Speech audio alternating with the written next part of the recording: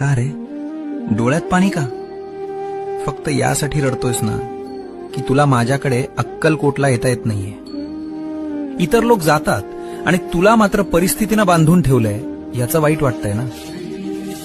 तू तिथे येऊन त्या गर्दीत मला शोधतोस, पण मी तर तुझ्या घरातल्या त्या कोपऱ्यात तुझ्या देव्हाऱ्यात मांडी घालून बसलोय.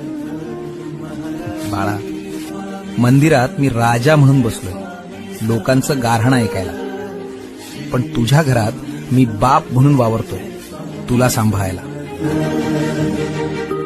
मग राजाच्या दरबारात जाणं महत्वाचं की बापाच्या मांडीवर बसणं महत्वाचं?